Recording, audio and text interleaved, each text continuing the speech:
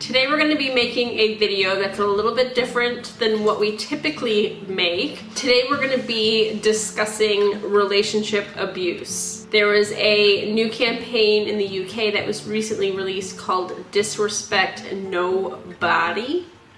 That was very American. Nobody.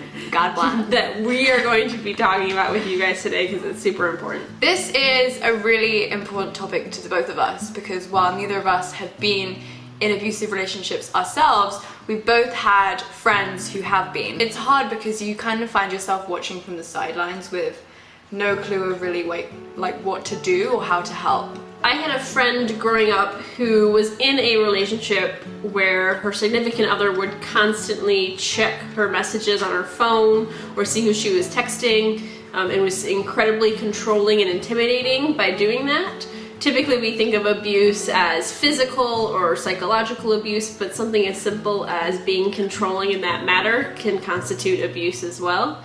And so that's kind of why we wanted to make this video, was to emphasize things that are appropriate or healthy in relationships versus things that could be seen as abusive or could progress to abuse.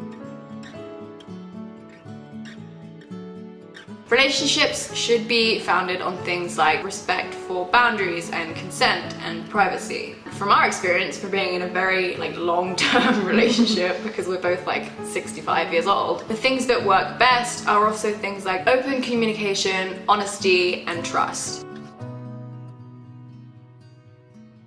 There's often some confusion about what makes behavior abusive behavior, and that's because it's sometimes very hard to spot. Like your partner telling you who or who you cannot hang out with. Yeah. Your partner pressuring you to do something that you don't want to do. Like sexting or, sending nude pictures to each other. If you don't feel comfortable doing that, but then they follow with, but if you loved me, you would. Yeah. That would be an indication of abuse. Yeah, if you love me, you'd do this for me. That's not, you can't say stuff like that to people. These behaviors are serious and unacceptable within themselves. And they can often lead to other patterns of abuse, like verbal abuse, physical abuse, and even sexual abuse. All types are serious and none of them are okay. One of my friends was in a situation where she wasn't ready to come out to her friends and family, and then she ended up in a relationship with a girl who was really forceful about trying to get her to come out so they could both be out in the open, even to the point of threatening to out herself. And so that in itself can be a form of abuse as well, that a lot of people, I think, in the young LGBT community need to look out for.